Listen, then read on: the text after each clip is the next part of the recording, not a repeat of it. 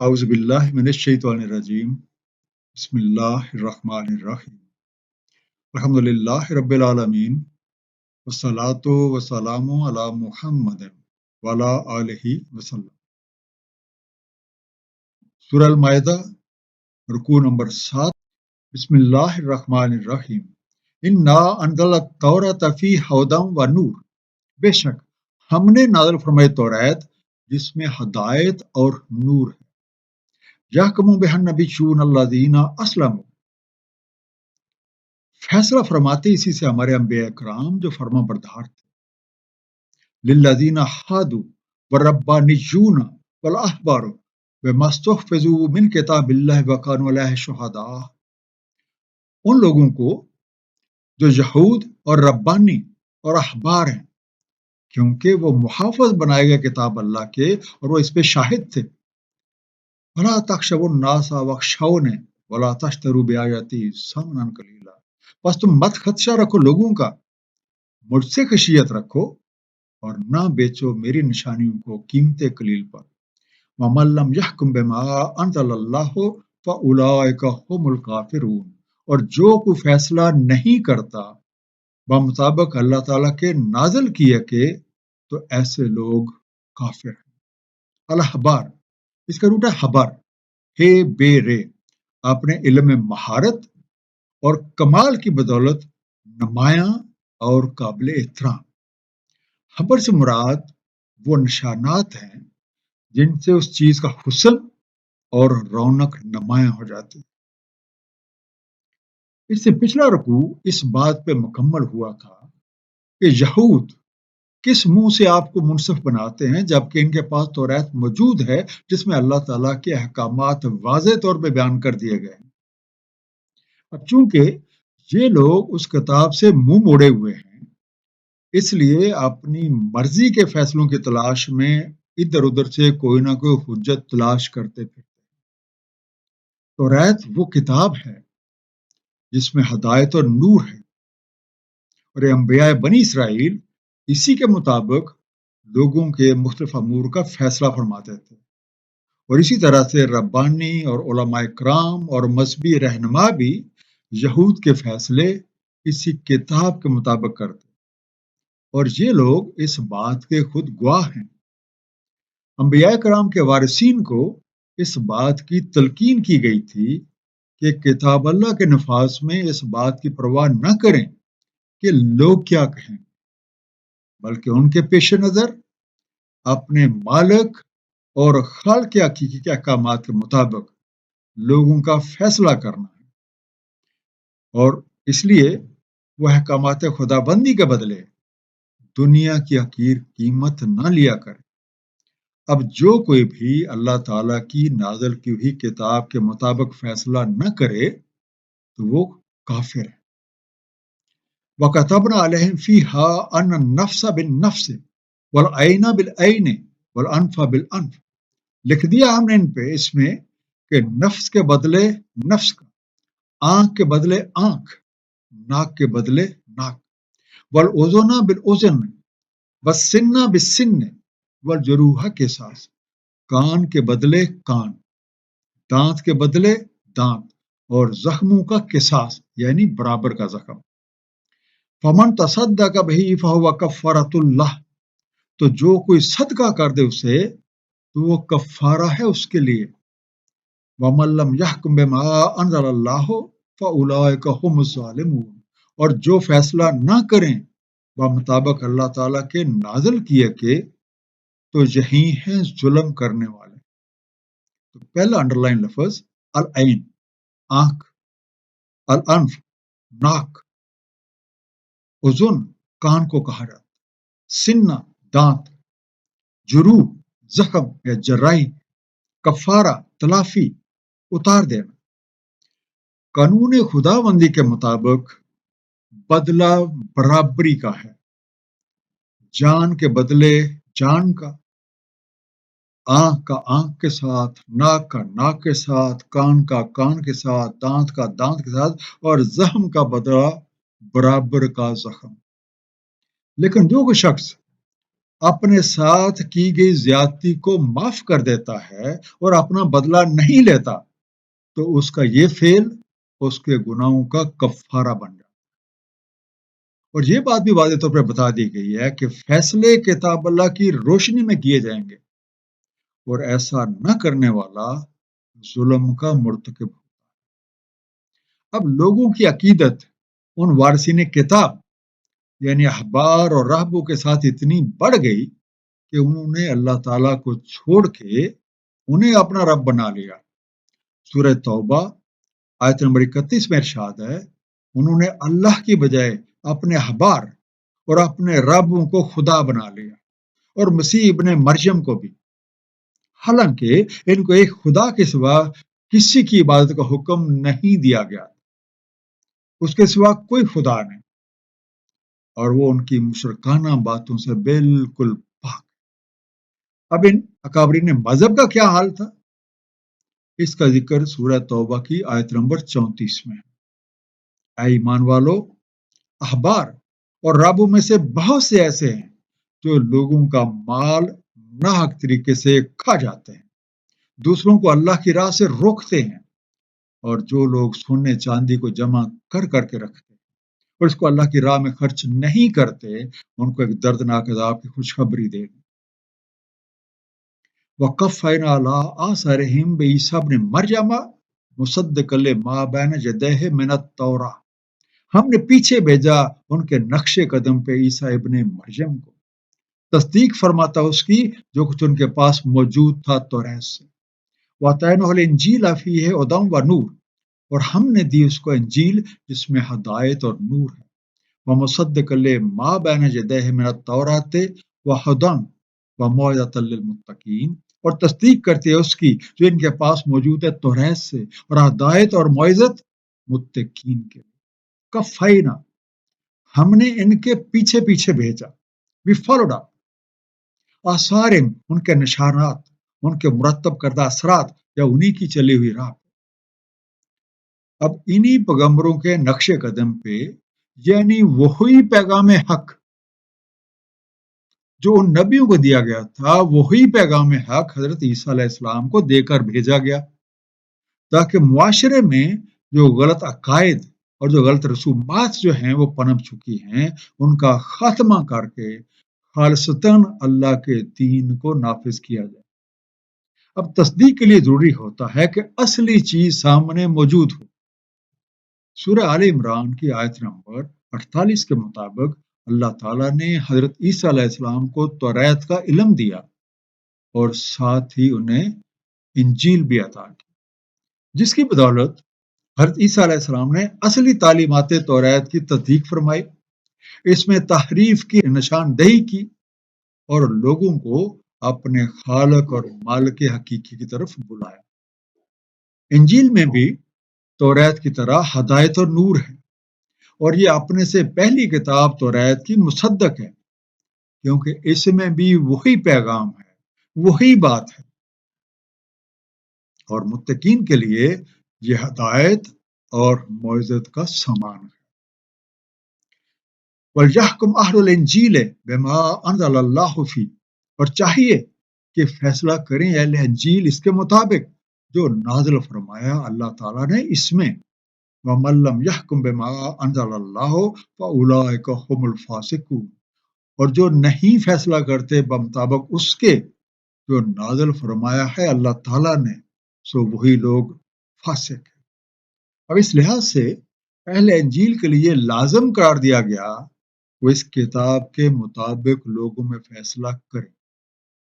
اب اگر کوئی ایسا نہیں کرتا تو وہ گویا توریت کا بھی انکار کر رہا ہے اور انجیل کا بھی انکار کر رہا ہے، اور یہ ساری حقیقت جاننے کے باوجود اس کا انکار نہ کرنا، اس پہ عمل نہ کرنا فسق ہے۔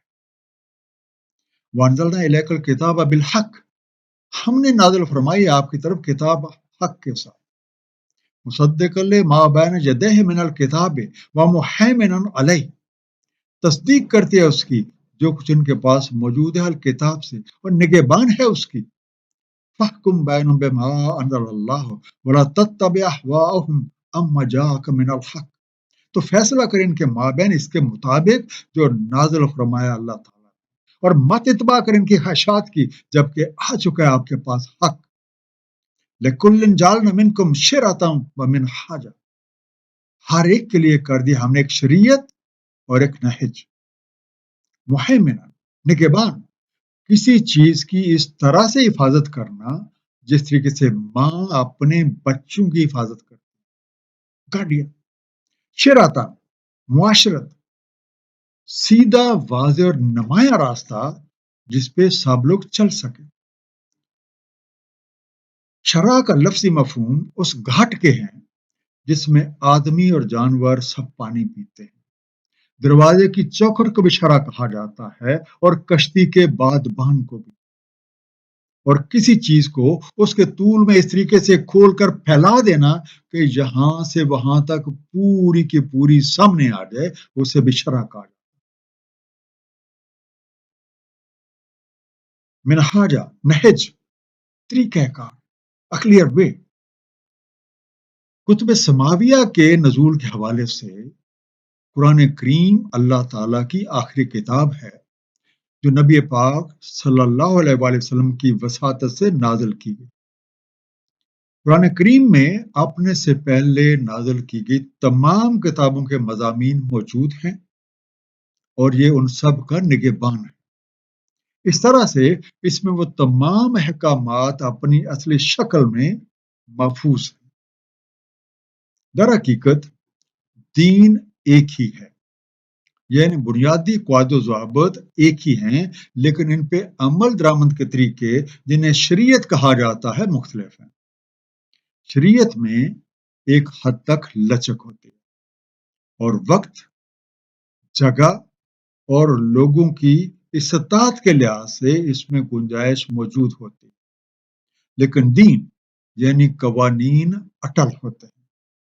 ان میں جگہ یا وقت کے لحاظ سے کوئی تبدیلی نہیں ہوتی، جیسا کہ سورہ بنی اسرائیل آیت نمبر 77 میں ارشاد ہے، نہیں پائیں گے آپ ہماری سنت میں کوئی تحویل و تغیر۔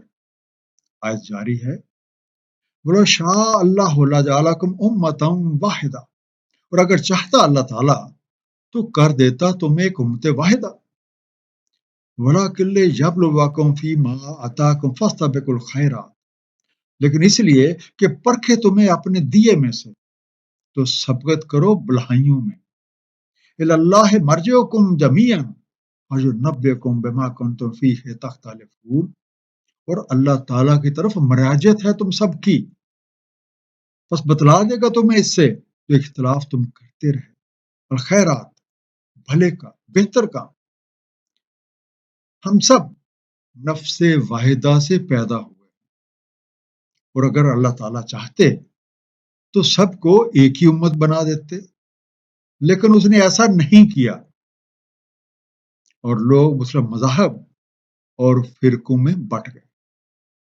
اس تنوع میں بھی ایک حکمت ہے، اور یہ کہ اللہ تعالیٰ جانچے کہ کون اپنی شریعت پہ کس حد تک عمل پیرا رہتا ہے، اور بھلے کے کاموں میں یعنی مخلوق خدا کی بھلائی میں سبقت لے جاتا ہے، اور کون احکامات شریعت کو پس پش ڈال کے اپنی من مرضیوں میں لگا رہتا ہے۔ سب نے لوٹ کے اللہ تعالیٰ کے حضور پیش ہونا، اور جن چیزوں میں آج ہم بحث مباحثوں میں اور اختلافات میں پڑے ہوئے ہیں، یہ سب کچھ یہیں رہ جانا ہے، اور اللہ تعالیٰ ہر کسی کو اس کے اعمال کی حقیقت سے آگاہ فرما دیں گے۔ وَأَحْنِكُمْ بَيْنَهُمْ بِمَا أَنزَلَ اللَّهُ، اور فیصلہ کریں ان کے مابین بمطابق اللہ تعالیٰ کے نازل کیے۔ وَلَا تَتَّبِعْ أَهْوَاءَهُمْ وَاحْذَرْهُمْ أَن يَفْتِنُوكَ عَن بَعْضِ مَا أَنزَلَ اللَّهُ إِلَيْكَ، اور نہ اتباع کرے ان کی خواہشات کی، اور ہوشیار رہیں ان سے کہیں فتن میں ڈال دے تمہیں کسی چیز کے بارے جو نازل فرمایا اللہ تعالیٰ نے آپ کی طرف۔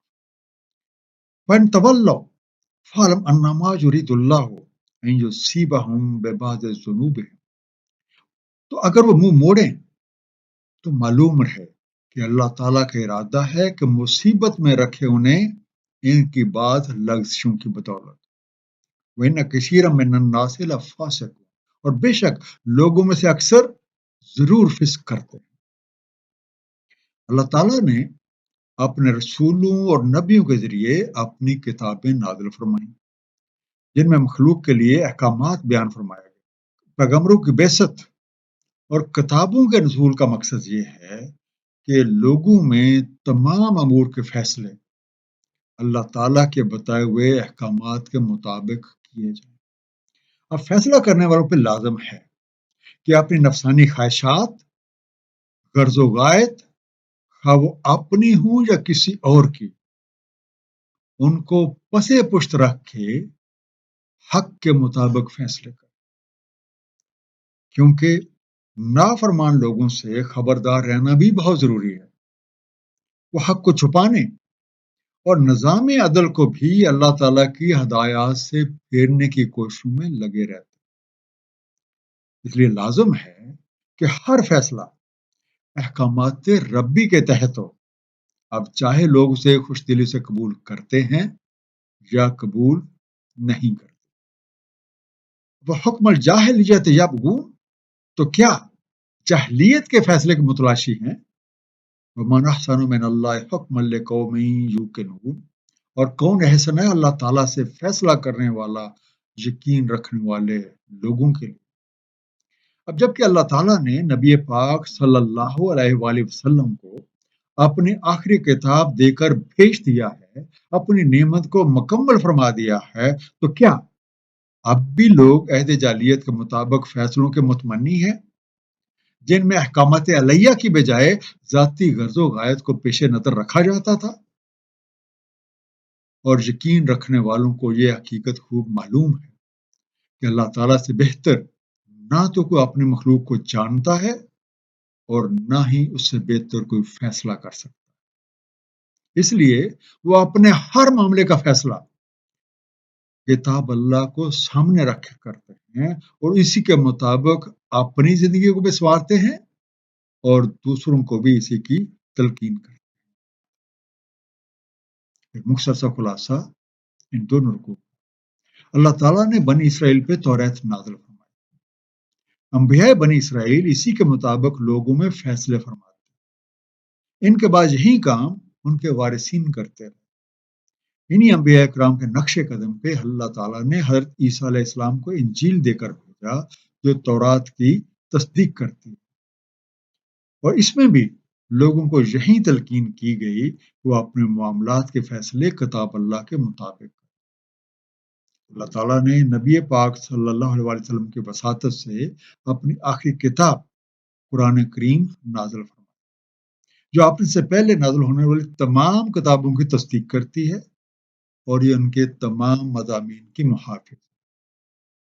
اب سب لوگوں کی نجات کا واحد ذریعہ قرآن کریم پہ صاحب قرآن نبی پاک صلی اللہ علیہ وآلہ وسلم کی سنت مبارکہ کے مطابق عمل کرنے میں۔ دین ایک ہی ہے لیکن شریعتیں مختلف۔ اگر اللہ تعالیٰ چاہتے تو سب کو ایک ہی امت بنا دیتے، لیکن ایسا نہیں کیا گیا، اور اس کی حکمت یہ بیان کی گئی ہے کہ لوگوں کو جو کچھ دیا گیا ہے اسی کے مطابق ان کو پرکھا۔ صدق اللہ العلی العظیم، صلی اللہ تعالی علی حبیبہ محمد و آلہ وسلم۔